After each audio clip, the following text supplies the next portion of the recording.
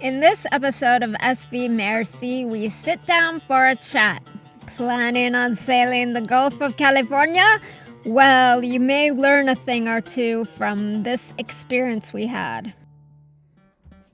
Ahoy! Ahoy! Bienvenidos! Bienvenidos, amigo. We have been away from Puerto Peñasco for about 2 weeks now. Yeah, Praise the Lord. Praise 2 weeks. The Lord. Yeah, well, kind of. We didn't get off to the best start. I mean, we did, but then right after midnight, all hell broke loose. And What are you talking about now? when we left Puerto Peñasco, I gotta set it up. did I say We left Puerto Peñasco. we've been away from Puerto We are not in Peñasco. Puerto Peñasco. I don't know where. I might have said Puerto Escondido, but No, no, Puerto we left Peñasco. Puerto Peñasco 2 weeks ago. We finally got our boat in the water, and we were all excited.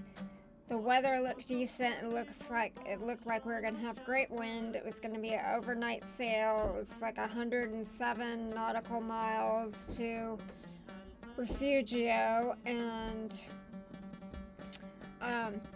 Started out great. yeah, we had both sails up. We're going between 5.5 and I think 6 knots. It was pretty sunny.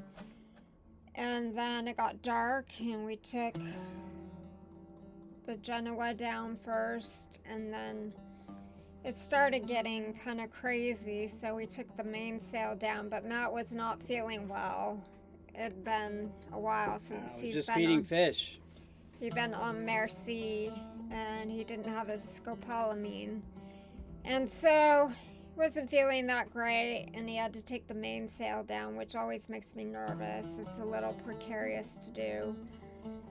And then, yeah, like at 1 in the morning, all these clouds started coming in, and you saw lightning off in the distance, but you're like, it's far away. And I'm like, oh, yeah, you know. Then Couldn't even hear it. They could not hear the thunder. no, Not even counting to 100. it was really far away to start with. And then it got more frequent and more frequent and more frequent, and the waves start getting bigger, like washing machine like. Yeah, they weren't huge, but they were big enough and just very angry and very chaotic. They weren't coming from any certain direction, Yeah. probably all at once in every direction, and all sorts of white caps and gusts of wind, different directions. Yeah, our autopilot was working great, but in these kind of conditions, it doesn't work. I don't think it works on any autopilot, works on any boat. in Yeah, these every kind of time we ask conditions. people, hey, our autopilot cuts out when we get especially when you get the wind and that creates the waves that get the boat going back and forth. Unlike a human, the autopilot can't anticipate which way to steer before the boat steers. A human, you know that the wave's lifting you up so you can steer a certain way and countersteer that. All an autopilot can do is see that you're off track and try to get you back. So an autopilot's going back and forth and back and forth, and you pretty much just have to cut it out.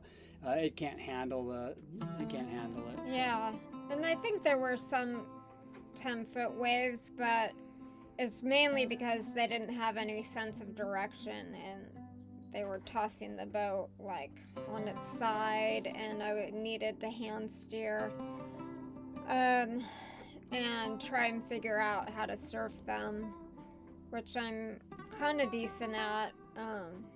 I did kind of start to panic because lightning started coming all around us, and it was really like, at first I was like, well, I'll just go in the opposite direction, but then it started coming from that direction. There were and 5 different squalls out there. I counted at one time in all Yeah. directions. I remember at mile 76, you're like, should we turn back?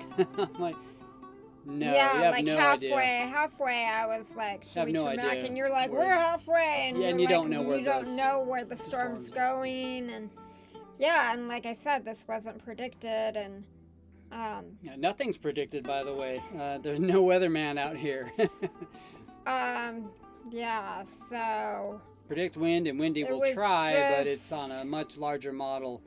it was just insane. So, yeah, and I kept looking up which direction the wind was coming from, and like in less than a minute it would switch from one side to the other, Yeah. one side to the other. It felt like we were in the middle of a hurricane. You know why that is mostly? Because the mast's up 45 feet or so. And if it's going this way, the wind it'll create its own wind. So it'll show one side. Then it starts rocking this way and it'll show the other side. Then it'll start rocking this way and show the other side. So it'll change as the mast moves. Okay. In addition to the wind changing, actually. So it gets really difficult to tell the actual direction of the wind, even if you have an instrument. It's very difficult. So you have to go by feeling. And yeah, the wind was quite chaotic, just like the waves. And it was just really scary, and I was just praying the whole time, and I don't know, it just was hell. It was hell. Yeah, I so think that was like the worst. I don't think we've done lightning before. Oh, and it was pouring rain. Then it rained. It was short-lived, but No, it was off and on, just constantly. There was a point where, very heavy rain. like, I just didn't even care more. It was just. Yeah. So we got under the Dodger and we tried Manny, which is our manual autopilot, and it works, but you always have to be looking back at the wheel because it's a rocker switch, and you can make it go left and make it go right.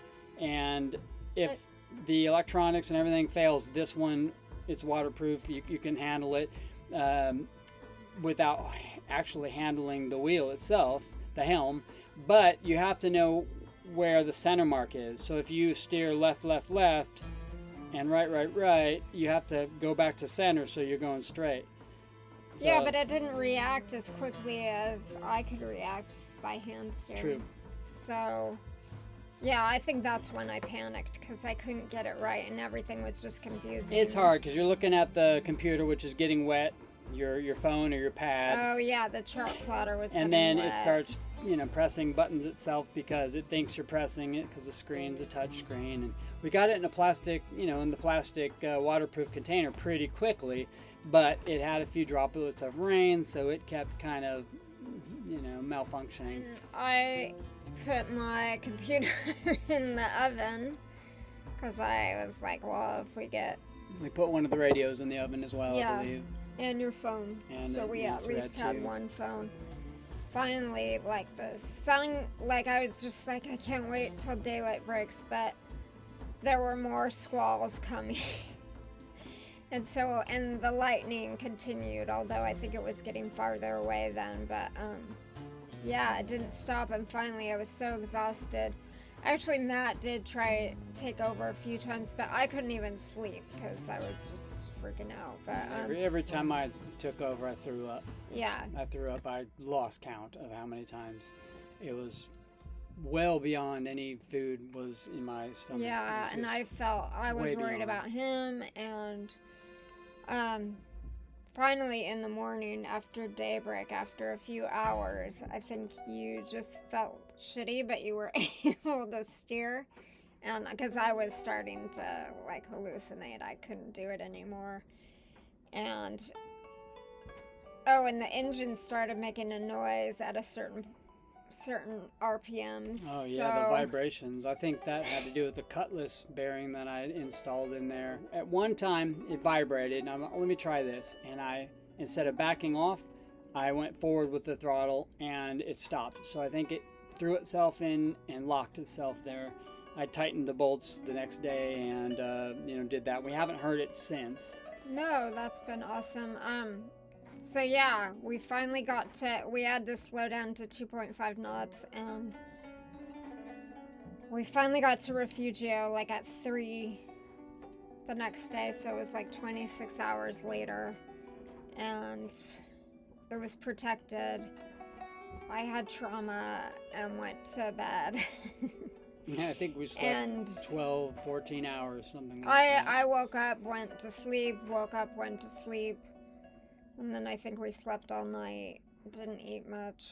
And then the next day, I still just kind of felt the trauma. And you actually went out paddleboarding, which was nice. It made me feel better to see him paddleboarding because just to get my mind off things and see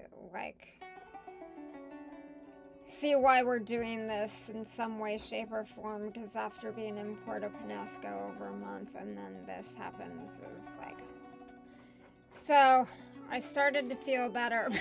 And then the next day seemed like a great day to go down to Don Juan, past Bahia de Los Angeles, and get to Don Juan. And that started out great, but then the waves came up, and it wasn't as bad as the day before, but it was miserable. And surprisingly bad. And we met some people there, Bill and Lisanne, and they told us, hey, Bill and Lisanne, and they told us that, yeah, there's no real prediction here. And I've always said, hey, let's double the gusts and just kind of expect that to be the wind. And we always kind of, oh gosh, it's a little over. But they said the same thing. They said, well, just double the gusts, and that's what it is. And they were serious about it. Yeah, that's what he always said. And they were like, really, you double the gusts. And yeah, and they're scientists, so... marine biologists, and they've been out here 4+ years, maybe more. And sailing for 10 years. 10 years. Yeah, they were wonderful to me. They, yeah, we learned a lot in weather and a lot of stuff. Talk about serendipity, but yeah, after that day before we met them, I was like, I think this is a sign from the universe that we shouldn't be doing this, and maybe we should get a camper. We sold the boat in our mind. I did. I did, seriously, sold the boat. I think the first time I really, seriously in my head was like, I'm not doing this anymore. You always hear about sailors selling the boat, but I think this is the real first time where we even talked about it the next day. We're like, how about a camper? Would a camper be nice? Yeah, and we started, my sister Brinley and her husband Colin have a camper in Europe, and we're like, we should just go there and do that. We should rent their camper and do over that. This, and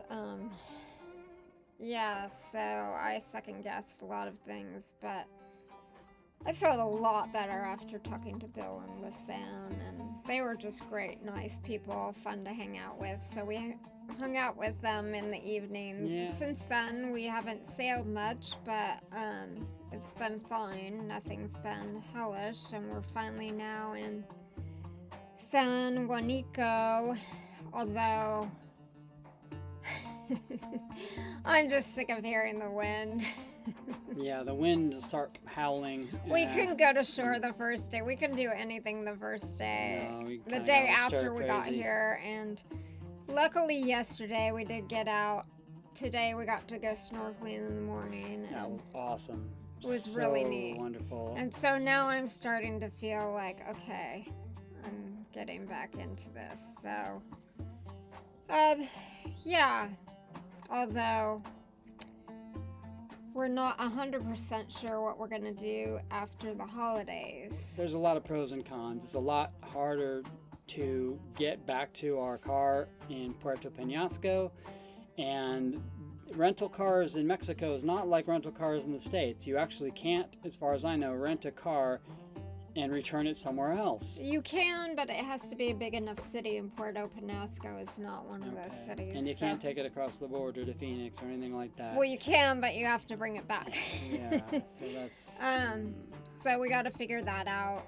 Anyone have a private plane that they want to take us in Zephyr? Or... It's Zephyr, because when he's bad, I think, I am going to put you in cargo. Yeah, but most of the time, I don't really want to put him in cargo. I think we're going to have to put him in cargo or drive 6 days. Unless he's an asshole, then I might not have a problem. I'm putting him in cargo. After today's mess in the floor, we're putting him in cargo. Think about today's mess in the floor when we put him in cargo. No. But anyways, there's several places. If we don't cross, then we might leave the boat in Puerto Escondido or Santa Rosalia or San Carlos I'm not slash in a hurry. Guaymas. I'm not in a hurry to leave the Sea of Cortez. It's really nice. Let's call it the Gulf of California, huh? Gulf of California, Right, which Cortez is is an the asshole. proper name. Cortez, if you're out there, you're an asshole. Not just any Cortez, but the Cortez. Anyway, thanks for listening to our story, and yeah, I'll write a more scary version in the blog about it, but we're just thankful we made it through and that we're starting to have fun again, and we're realizing why we love doing this. Although every day there's challenges. Always It's challenges. not glamorous, definitely. Very glamorous. It's awesome. It's easy. You should try it. Yeah.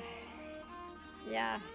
I think if you don't have kids, this will aid you. Yeah. Anyways, thanks for watching. Like and subscribe. Yeah.